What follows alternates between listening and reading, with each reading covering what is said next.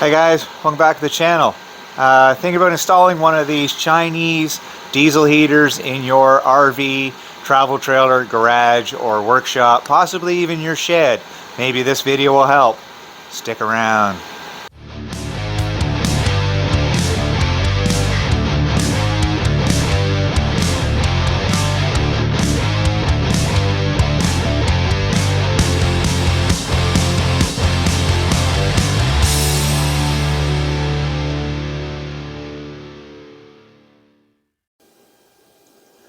Okay, so here is the kit that I purchased. I've already got the box open.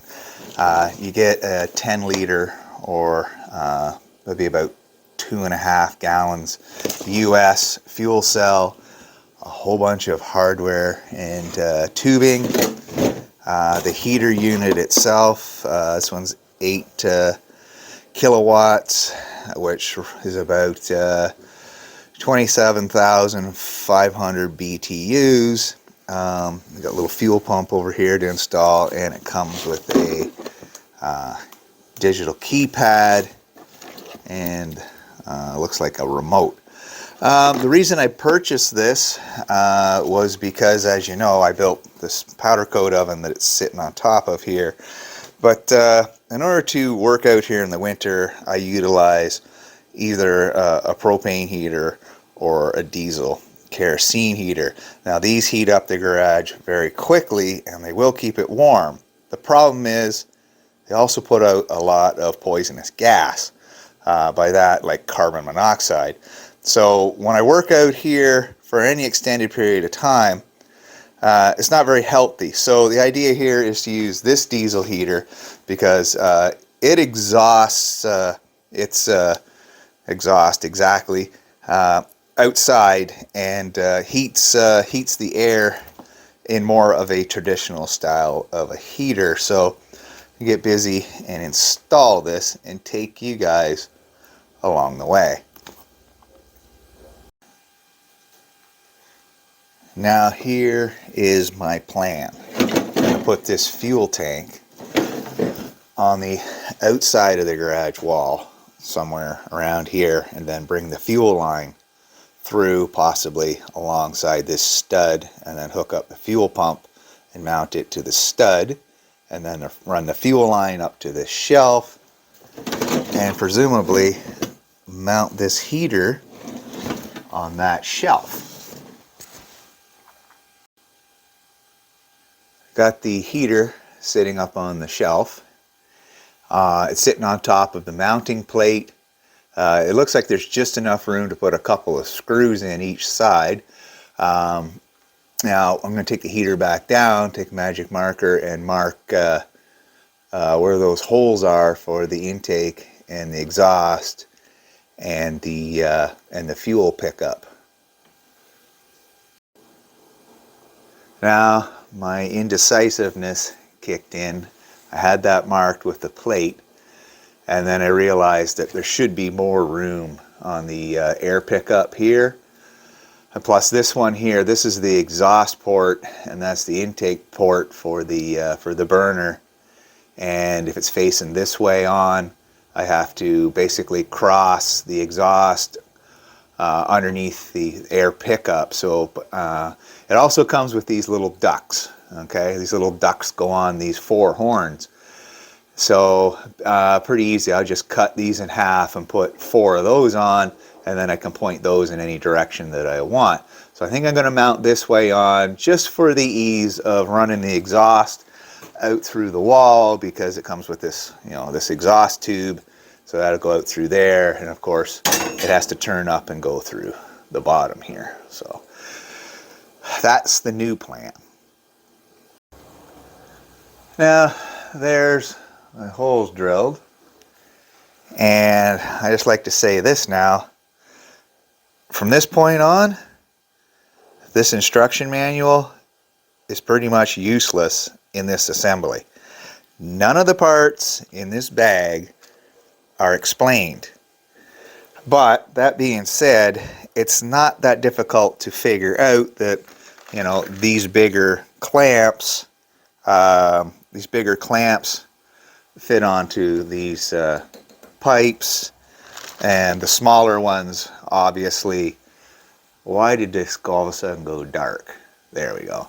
The smaller ones, obviously, to hold on the intake and exhaust tubes, but there's, you know, and these are obviously the fuel line clamps, but you end up with some screws and studs and things.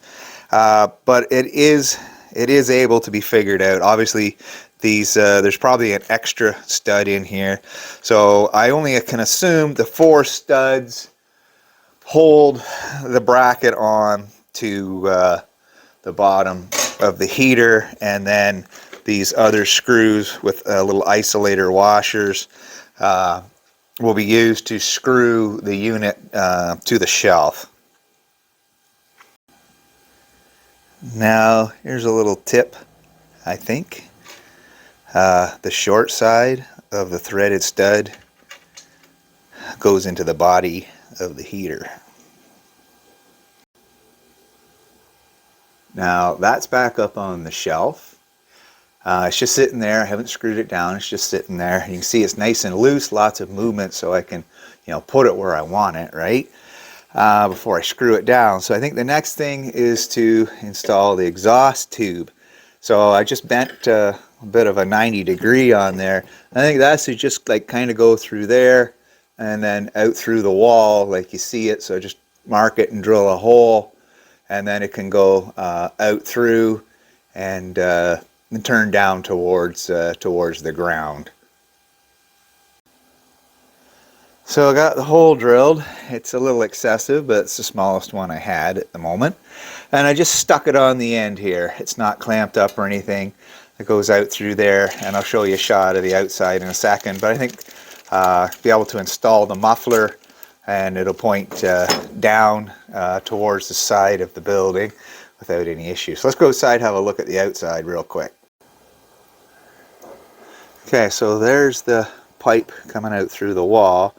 And like I said, I'll be able to turn this down and then attach the muffler, probably put some type of a spacer block here so that this exhaust isn't blowing out towards the side of the camper. Okay, I want this blowing away from anything, so it may actually come on an angle this way, because I'm thinking I want to mount the fuel tank over here.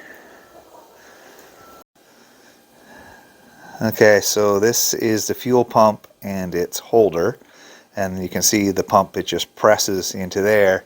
Now my idea is that this is going to mount onto this stud, kind of like there, so that the fuel can go from there up to there without any issue, and then I can bring the fuel line in from the tank outside through here and have the filter on it, possibly outside, possibly inside, I'm not sure. Nice short trip up to the unit on the shelf. Time to get to work on installing the fuel tank. Now this little packet of hardware was inside the tank. 3 mounting screws, 3 washers, a fitting, an O-ring, and a nut. And the nut has a groove in it, so the O-ring no doubt goes inside of the nut. So somehow you got to get this fitting, so you got to drill a hole first in here if this is the port you're using. There's one here and there's one here, so it depends on which way you're orientating the tank. Looks like I'll be using this one.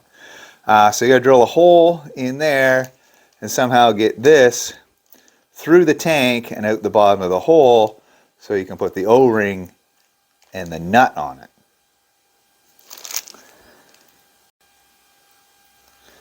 I measured up the threaded portion on the fitting and selected a drill bit that is just slightly bigger than the threaded bit.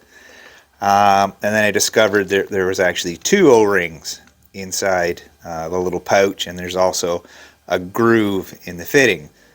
So one goes on the fitting on the inside and one goes on the outside with the nut. Now I'm gonna have to get busy and drill a hole.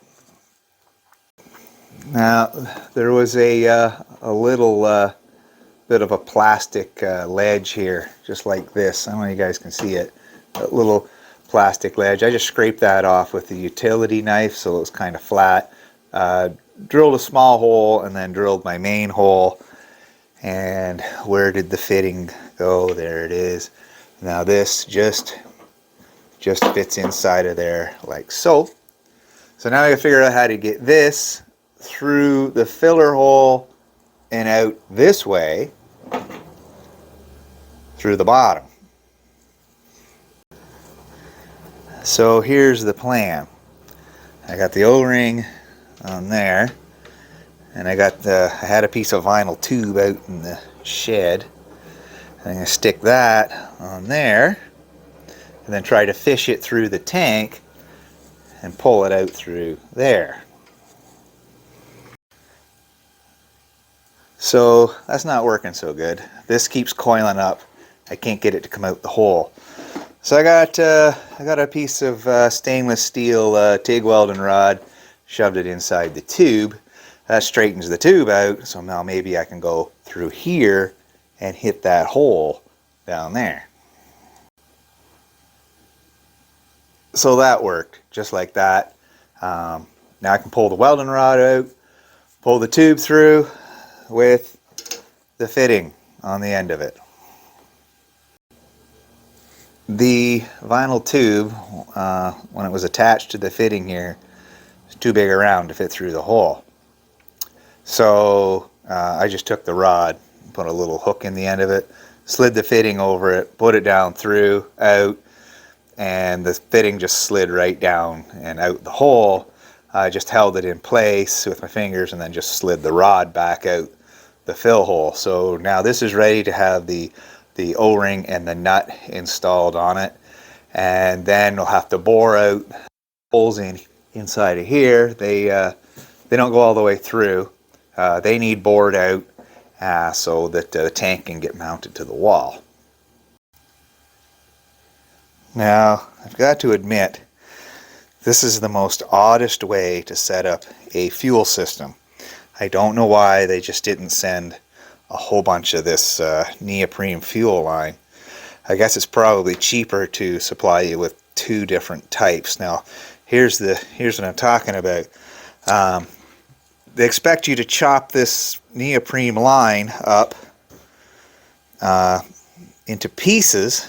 How come it keeps going dark? There we go. Chop this up into pieces, and then you shove this line inside of that line, and you secure it with these whole bunch of these clamps that they sent. So I'm going to try to make life easy.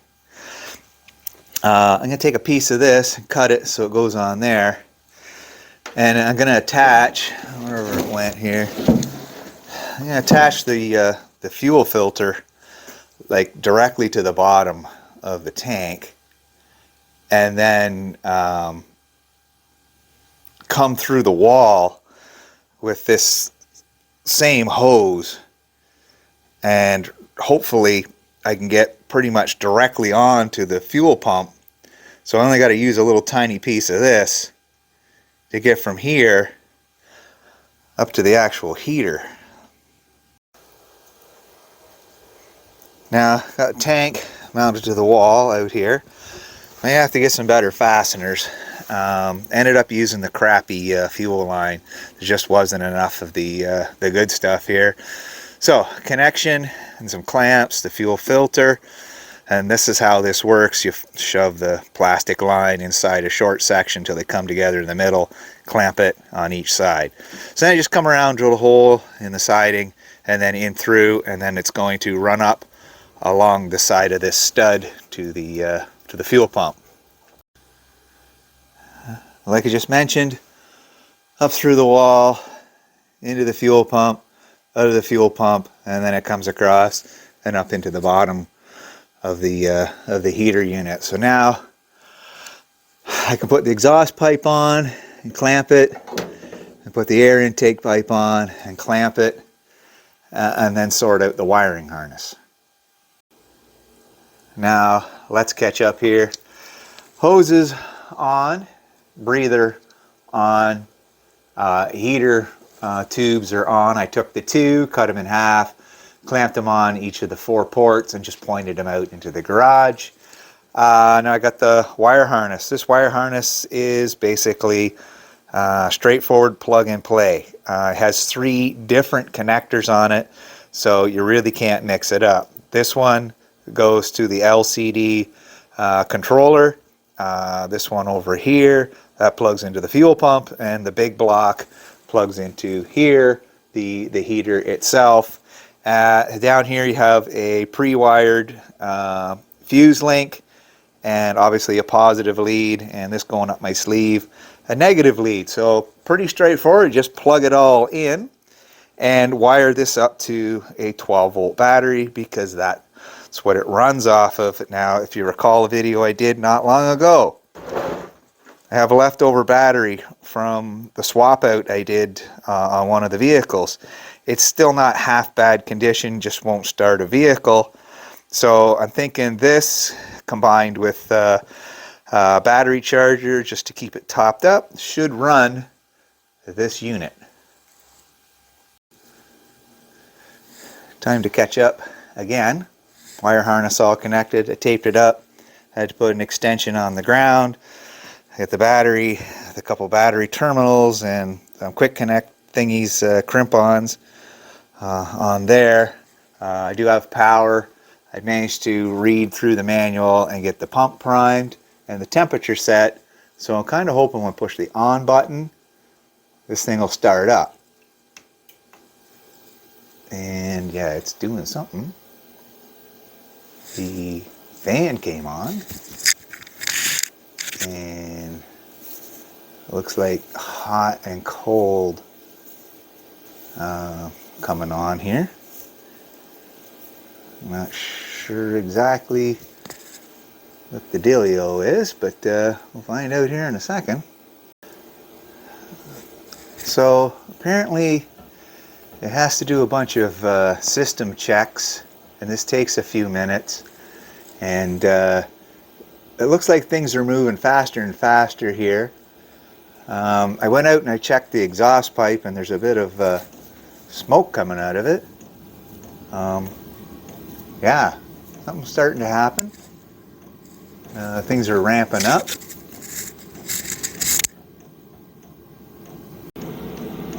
Yeah, look, I hope you guys can hear this, because I have a microphone on my shirt now. But yeah, the heater is definitely starting to ramp up. Can't very well see this display for some reason, but yeah, we got some action going on here. I don't know what this little bit of smoke coming off is, but keep an eye on it. Yeah, she's really starting to take off. Oh, I think the burner just lit. I got warm air coming out of the ducts. Like a little frickin' rocket engine here.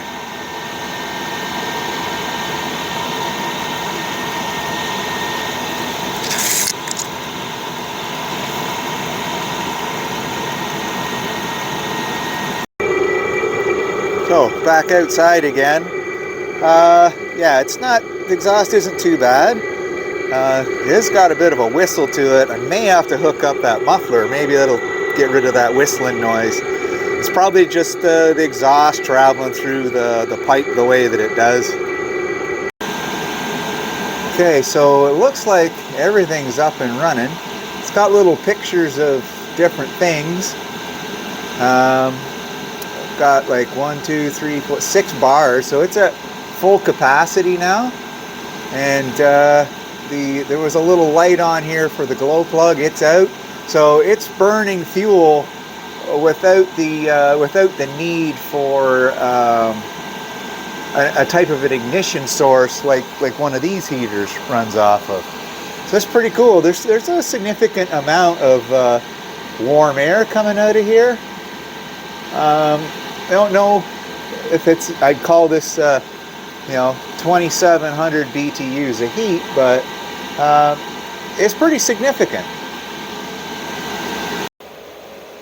All right, so that was a really good test of the system. Now it's gone into an auto shutdown, and you can see the battery lights flashing. So I'm kind of thinking this battery doesn't have quite enough power to run that machine. So gonna have to get her charged up here and have another attempt.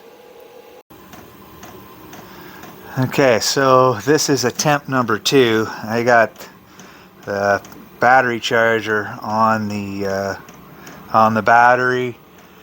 Pumps pumping, blowers going, glow plugs on. It's ramping back up again. You can hear it. And I'll cut you back on in a second and see if we have more success.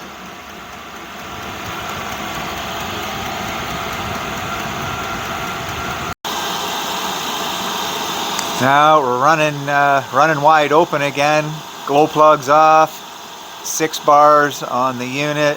It's putting out as much heat as it can, and it's doing way better this time. We really didn't get into the cycle before the battery quit, so I think I'm probably going to have to change this up and order a 5 amp 12 volt converter and wire that in direct and eliminate all of this, because this is going to be a more of a permanent installation as opposed to being in an RV situation. So yeah, definitely going to work. Now probably will change this out in the future and maybe put it into housing all of its own on the outside of the garage and just duct the hot air in through the wall. So very successful unit, seems to be operating very well.